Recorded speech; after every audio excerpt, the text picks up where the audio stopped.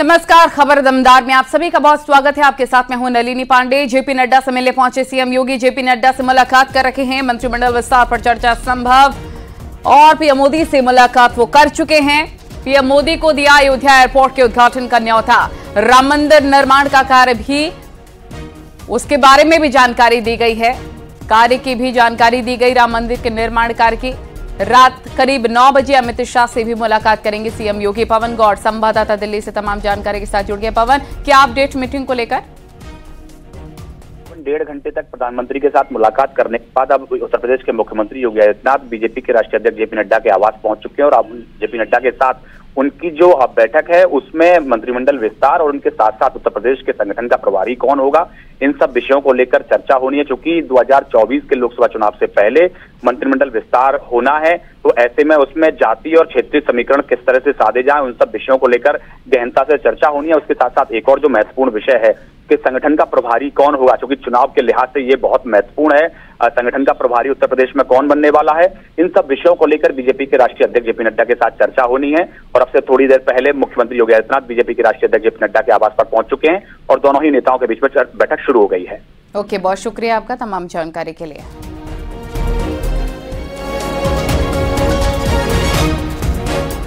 आगे बढ़ते हैं। वाराणसी में 4 लोगों की संदिग्ध मौत हो गई है। 4 लोगों के एक साथ फांसी लगे शव मिले हैं। कैलाश भवन की 3री मंजिल पर शव मिले हैं। चारों लोग आंध्र प्रदेश के रहने वाले बताए जा रहे हैं। ये बड़ी खबर इस वक्त की आपको बता रहे हैं। अहम जानकारी, जहां 3 पुरुष और 1 महिला के शव मिलने पर सनसनी फैल गई। मौके पर पहुंची पुलिस जांच में जुट गई है।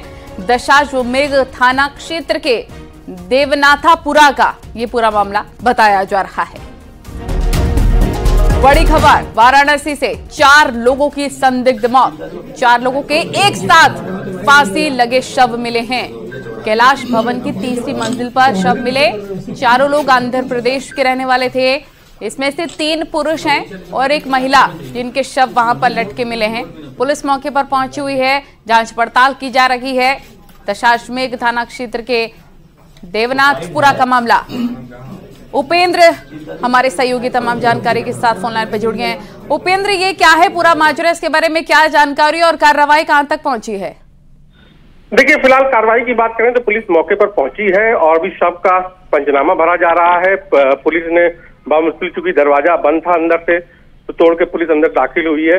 और ये सभी जो 4 मृतक हैं आंध्र प्रदेश के थे। आंध्र प्रदेश से काशी घूमने आए थे, दर्शन के लिए आए थे और कल इनका चेकआउट था, यानी कि इनको वापस जाना था। लेकिन जब ये कल से कमरा नहीं खुला तो उसके बाद जो केयर टेकर है वो वहां पहुंचे और जब देखा तो उन्होंने एक व्यक्ति जो फांसी पर लटकता मिला। उसके बाद पुलिस को सूचना दी गई और पुलिस को सूचना देने के बाद दरवाजा तोड़ा गया, तो खोला गया, तो उसके बाद 4 लोग फांसी के फंदे पर झूलते मिले।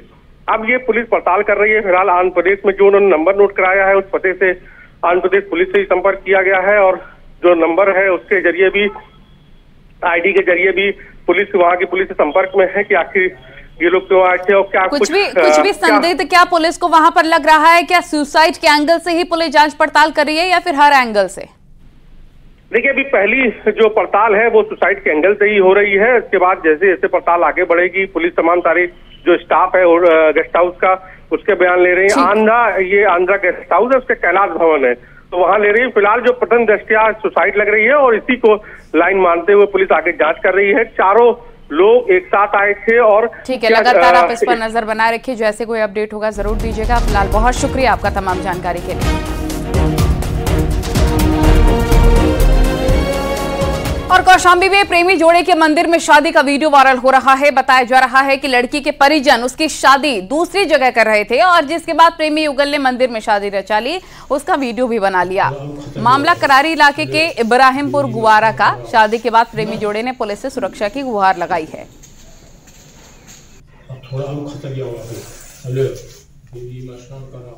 सीतापुर के जंगल में मिली युवती की लाश के मामले में एक संदिग्ध आरोपी को दिल्ली से हिरासत में लिया गया है। Police custody. युवक की हालत बिगड़ने पर उसे जिला अस्पताल में भर्ती करवाया गया। हालत बिगड़ने पर लखनऊ ट्रॉमा सेंटर रेफर किया गया। पीड़ित परिवार ने पुलिस पर शिवम की पिटाई से हालत बिगड़ने का आरोप लगाया।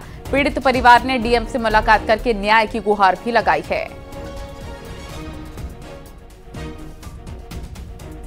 मामला ये, हमारा लड़का दिल्ली काम करता था प्राइवेट, और वहाँ से पुलिस उठा लाई।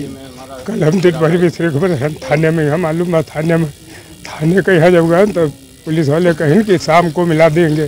शाम के 11 बजे बैठा रहे कमरा में, हम कब लाइन दरोगा बुलाई तो फिर कहीं उसको हम खाना वाना खिला के चाय पिला के उसको लेटार दिया। अब नहीं मिल पाएगा, सुबह मिलाएंगे। तो फिर 11 बजे हम पंचपाड़ी आए। सहारनपुर की थाना नकुड़ पुलिस ने बाइक चोरी की घटना का खुलासा कर दिया है। पुलिस ने बाइक चोरी करने वाले गिरोह के 2 शातिर शौकीन और राशिद को गिरफ्तार कर लिया है। पुलिस ने इनके कब्जे से अलग अलग जगह से चोरी की गई 7 मोटरसाइकिल बरामद की। ये दोनों आरोपी फर्जी नंबर प्लेट लगाकर बाइक से कस्बे में घूमा करते थे, जिनको पुलिस ने चेकिंग के दौरान पकड़ लिया। दोनों आरोपी नशे के आदी थे। अपनी नशे की लत को पूरा करने के लिए अलग अलग जगह ये बाइक चुराया करते थे। और इन्होंने जब वाहन ऐप पे चेक किया गया तो ये जो है मोटरसाइकिल पूर्व में चोरी की गई थी। और फिर जब इनसे पूछताछ की गई तो इनके निशानदेही पर टोटल 7 मोटरसाइकिल बरामद की है थाना नकुड़ की पुलिस ने, जिसमें से कि 3 मोटरसाइकिल नकुड़ क्षेत्र में चोरी हुई है, जिसमें 2 में मुकदमा ऑलरेडी पंजीकृत किया गया है। तीसरे के वादी से हम संपर्क करने की कोशिश कर रहे हैं। कौशाम्बी में युवक का बारात में अवैध तमंचा, आजमगढ़ में लूटकांड के आरोपी के साथ पुलिस की मुठभेड़ हो गई है। पुलिस मुठभेड़ में 2 शातिर घायल हो गए हैं। घायल बदमाशों की पहचान मुलायम यादव और मोनू यादव के रूप में हुई है। दोनों ने बीते 14 नवंबर को गोली मारकर लूट की वारदात को अंजाम दिया। देवगांव कोतवाली क्षेत्र के बसही मोड़ पर यह मुठभेड़ हुई।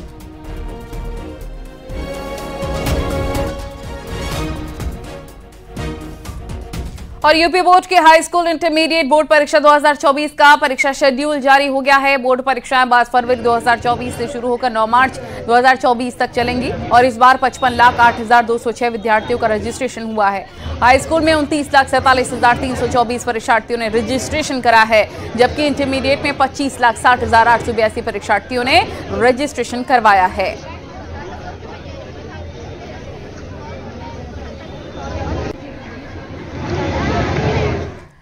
उत्तर प्रदेश में आर्थिक और औद्योगिक विकास की गूंज जब वैश्विक मंच पर सुनाई देने लग गई है। अगले साल जनवरी में स्विट्जरलैंड के दावोस में आयोजित होने वाले वर्ल्ड इकोनॉमिक फोरम में हिस्सा लेने के लिए उत्तर प्रदेश को भी न्योता मिला। दावोस में 15 से 19 जनवरी तक होने वाली बैठक में हिस्सा लेने के लिए उनका भव्य तरीके से स्वागत। प्रतिनिधिमंडल की लिस्ट तैयार की। प्रतिनिधिमंडल में वित्त मंत्री सुरेश खन्ना, मंत्री नंद गोपाल गुप्ता नंदी के अलावा औद्योगिक विकास आयुक्त मनोज कुमार सिंह और मुख्यमंत्री के सचिव अमित सिंह शामिल हैं। सम्मेलन में शामिल होने जा रहे मंत्री 6.5 साल में प्रदेश के आर्थिक और औद्योगिक विकास की तेज रफ्तार का मॉडल पेश करेंगे। यूपी में निवेश के लिए बने नए सकारात्मक माहौल की जानकारी देंगे, ताकि दुनिया भर के निवेशकों को उत्तर प्रदेश की ओर आकर्षित किया जा सके।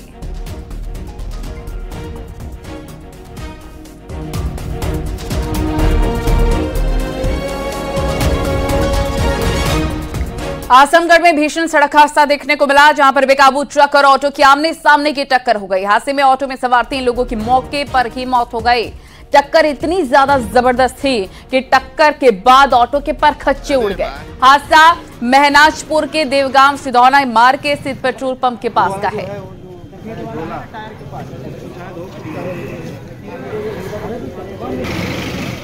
और बागपत के दिल्ली यमुनोत्री हाईवे पर तेज रफ्तार ट्रक ने ईंटों से भरे ट्रैक्टर ट्रॉली को टक्कर मार दी, जिससे ट्रैक्टर ट्रॉली बेकाबू होकर पलट गई। हादसे में 3 राज्यों में दूर घायल हो गए हैं। पुलिस ने ट्रक को कब्जे में ले लिया और चालक की तलाशी की जा रही है। फिलहाल राहगीरों ने दोनों लोगों को मलबे से निकालकर अस्पताल में भर्ती करवाया।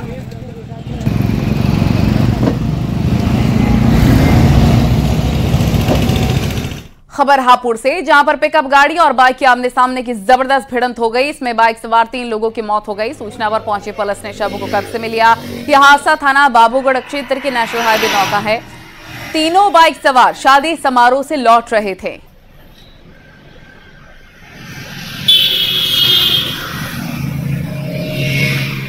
मेरठ में एक प्रेमी अपनी प्रेमिका को घर से भगा लिया और जिसके बाद दोनों कैब में सवार हुए, लेकिन कार ड्राइवर ने कार थाने में घुसा दी। ड्राइवर जोर जोर से चिल्लाने लगा। पुलिस भी इस हाई वोल्टेज ड्रामे को देखकर हैरत में पड़ गई। इसके बाद थाने में खूब हंगामा हुआ। कार ड्राइवर ने पुलिस को बताया कि जयपुर का लड़का इस लड़की को भगा कर ले जा रहा है और दोनों दिल्ली जाना चाहते हैं। पुलिस ने युवक को हिरासत में ले लिया। इसके बाद लड़की के परिजनों को बुलाकर सौंप दिया गया।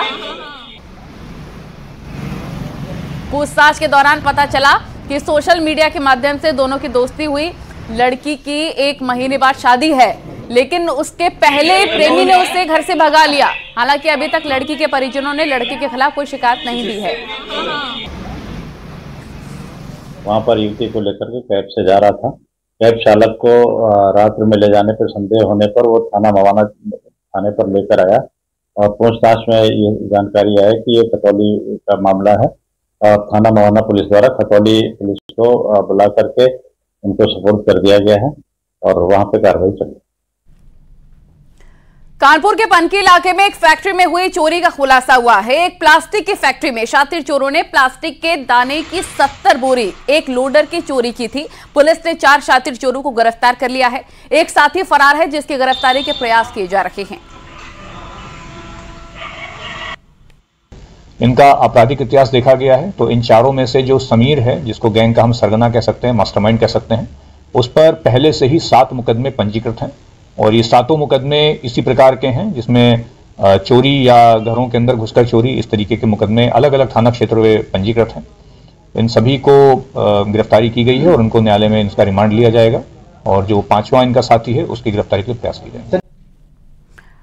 वाराणसी नगर निगम के तहत 100 वार्ड आते हैं, जिसमें सबसे ज्यादा संख्या गलियों और मोहल्लों की है। इसमें सफाई, सीवर, जल संबंधित समस्याओं के लिए कर्मचारी तैनात हैं, लेकिन कई बार नगर निगम कार्यालय में गंदगी और समस्याओं की शिकायत आती है और समाधान होने में देरी लगती है। ऐसे में नगर निगम ने इन शिकायतों का जल्द निपटारा करने के लिए हेल्प डेस्क बनाया है।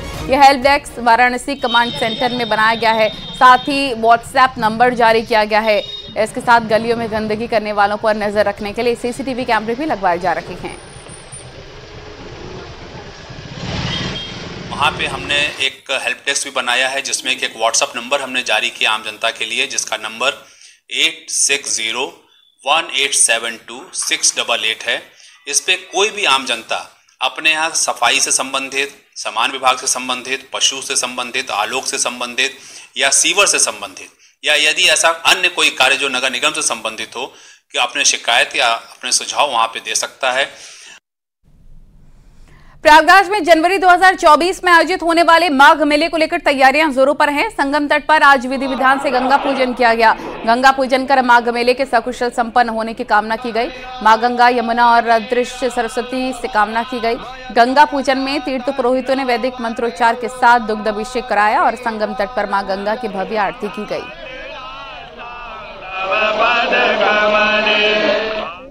माघ मेले का सफल आयोजन हो। माँ गंगा, माँ यमुना, माँ सरस्वती का हमें आशीर्वाद प्राप्त हो कि हम एक सफल मेले का आयोजन कर पाएँ, जो श्रद्धालु आएँ उनकी पूरी सेवा कर सकें। इस प्रयोजन से आज हमने संगम तट पर यह पूजन किया।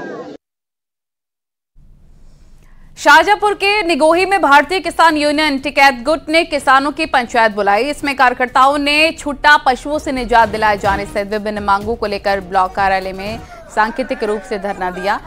किसानों का आरोप है कि खून पसीने से तैयार फसल को छुट्टा पशु खा रखे हैं। किसानों को लागत निकालना मुश्किल हो रहा है। ज्ञापन में छुट्टा पशुओं को गौशाला भिजवाए जाने, वंचित किसानों को किसान सम्मान निधि का लाभ दिलाए जाने और किसानों को प्राथमिकता के तौर पर आवास दिलाने की मांग की गई है। कोई ध्यान नहीं देते हैं, क्या प्रबंधन उनका हो रहा है, जो पैसा उन गायों के लिए आ रहा है गवर्नमेंट से। चक्रवाती तूफान मिचोंग का असर वाराणसी में भी देखने को मिल रहा है। पिछले 3 दिनों से लगातार रुक रुक कर बारिश हो रही है। वहीं पर बादलों ने भी घेरा डाला हुआ है। आम जनजीवन अस्त व्यस्त हुआ है, तो वहीं फूल मंडी में भी असर देखा जा रहा है। बारिश के कारण काफी फूल खराब हो जा रहे हैं, जिसकी वजह से किसान मायूस हैं। अपना फूल सड़कों पर फेंकने को मजबूर हैं। सड़क किनारे स्थित कूड़ा घर से लेकर सड़क पर जगह जगह गेंदे के फूल के ढेर लगे हुए हैं कि फूल किसान बेच नहीं पा रहे हैं। खेती करते हैं, फूल की खेती करते हैं। इधर 4 दिन में गेंदे की फूल से क्या नुकसान हुआ? 4 दिन में बारिश हो गया था, बारिश होने की वजह से फूलों में मतलब कि भीगने की वजह से फूल नुकसान होगा, दाग लगते हैं, जिसकी वजह से फूल खराब हो। बारिश की वजह से माला फूल खराब हुआ, उस पर दाग धब्बे पड़े, उसे खरीदार नहीं है, और जब खरीदार नहीं होंगे तो वो वापस लेके जाएंगे कहाँ? तो यहीं छोड़ के चले जा रहे हैं। अब छोड़ के जा रहे हैं तो फिर सफाई कर्मी आते हैं, उनको उठा करके कूड़े घर में फेंक दे रहे हैं। यही हो रहा है।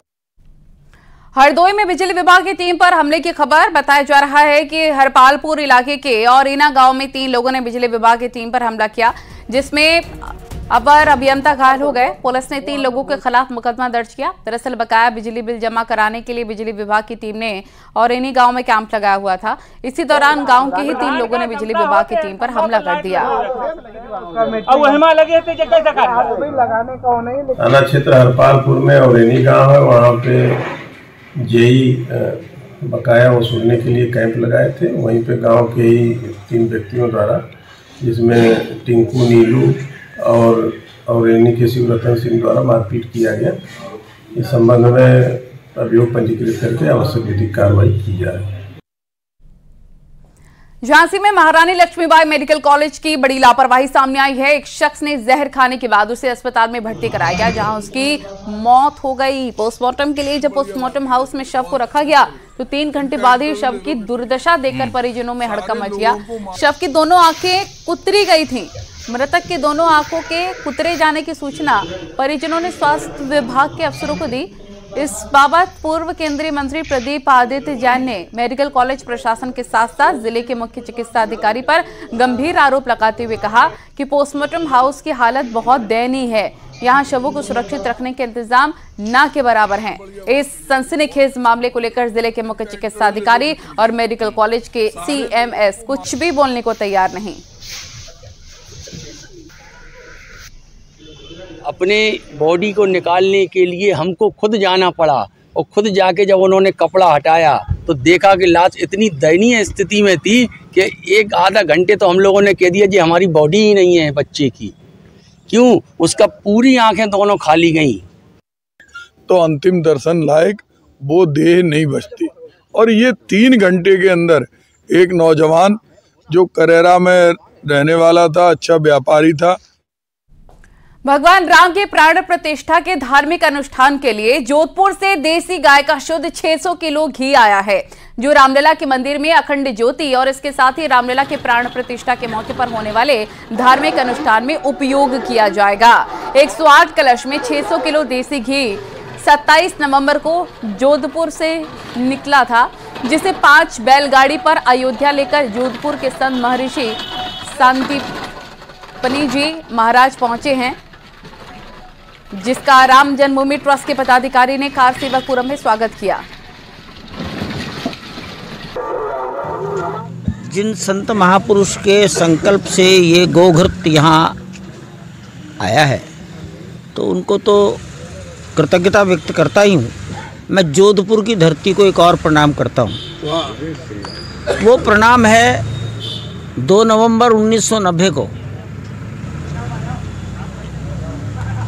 दिगंबर अखाड़ा के सामने जब गोली चली थी तो उसमें 2 लोग मरे थे। प्रोफेसर महेंद्र अरोड़ा जोधपुर के थे, उनके साथ एक छोटा सा बालक था,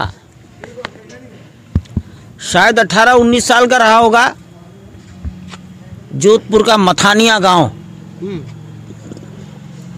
माली परिवार का, सेठाराम मथानिया या सेठाराम माली, वो जोधपुर का था। राम की नगरी में प्राण प्रतिष्ठा को लेकर तैयारियां युद्ध स्तर पर चल रही हैं। अब प्राण प्रतिष्ठा के लिए आमंत्रण का दौर भी शुरू हो चुका है। देश के 4000 साधु संतों को राम मंदिर के प्राण प्रतिष्ठा के मौके पर आमंत्रित किए जाने की योजना है, जिसको लेकर अब आमंत्रण पत्र भी बांटा जा रहा है। इसके अलावा खेल जगत, कला जगत, लेखक, साहित्यकार के साथ साथ सेवा निवृत्त प्रशासनिक अधिकारी, पुलिस और सेना के लोगों को भी आमंत्रित किया जाएगा। राजदूत और पद्म पुरस्कार से पुरस्कृत विशिष्ट जनों को भी राम मंदिर ट्रस्ट निमंत्रण भेजेगा। समाज जीवन का हर क्षेत्र, समाज जीवन का हर क्षेत्र का क्या अर्थ है? तो खेल जगत, कला जगत, कवि, लेखक, साहित्यकार, अनुसूचित जाति जनजाति, घुमंतु जाति,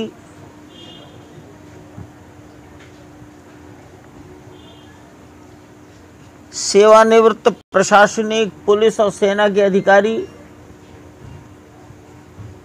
देश में कुछ राजदूत भी हो सकते हैं जो अच्छे, जो राम जन्मभूमि मंदिर में गौरव अनुभव करते होंगे। भगवान के प्राण प्रतिष्ठा के लिए अब आमंत्रण का दौर शुरू हो चुका है। देश के विभिन्न धर्म और संप्रदाय के 4000 से ज़्यादा साधु संत और संत महंतों को आमंत्रित किया जाएगा। तो इसके साथ ही अब विभिन्न क्षेत्रों में पारंगत विशिष्ट जनों को भी आमंत्रित किए जाने की योजना है। हालांकि राम मंदिर ट्रस्ट केवल साधु संतों को आमंत्रित करेगा। इसके अलावा अगर सूत्रों की माने तो सचिन तेंदुलकर, विराट कोहली और तमाम उद्योगपतियों को भी निमंत्रण उत्तर प्रदेश सरकार के मुख्यमंत्री योगी आदित्यनाथ की तरफ से भेजा जाएगा। 22 जनवरी को भव्य प्राण प्रतिष्ठा हो रही है, जिसको लेकर अब तैयारियां अपने अंतिम चरण पर पहुंच चुकी है। अयोध्या से न्यूज़ 18 के लिए निमिष गोस्वामी। नोएडा में फर्जीवाड़ा करने वाले गैंग का भंडाफोड़ हुआ है। नोएडा पुलिस के हाथ लगी 250 फर्जी फर्म। पुलिस ने 4 आरोपियों को गिरफ्तार कर लिया है। जीएसटी के नाम पर करते थे फर्जीवाड़ा, विदेश से इंपोर्ट और एक्सपोर्ट का देते थे हवाला, रोजाना 1 करोड़ तक की फेक इनवॉइस बनाते थे। पुलिस ने 10 अकाउंट में करीब 3 करोड़ रुपए फ्रीज कराए। लगातार चल रही जीएसटी चोरी की जांच के बीच एक और गिरोह का पर्दाफाश।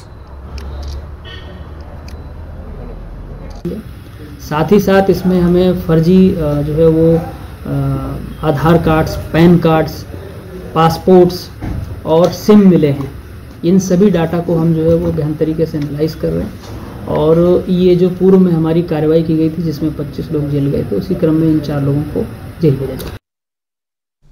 कौशाम्बी में नौकरी दिलाने के नाम पर लाखों की ठगी का मामला सामने आया है। पीड़ित का आरोप है कि सुरेंद्र नाम के युवक ने सऊदी में नौकरी दिलाने के नाम पर 6 लोगों से 1,10,000 की ठगी की और उन्हें फर्जी वीजा थमा दिया। रुपए मांगने पर आरोपी जान से मारने की धमकी भी दे रहा है। पुलिस एसपी से शिकायत की गई। मामला कोकरा थाना क्षेत्र के कसिया गांव का है।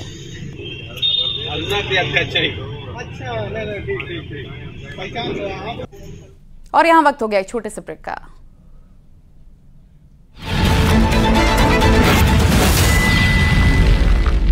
के बाद संसदीय दल की बैठक में प्रधानमंत्री का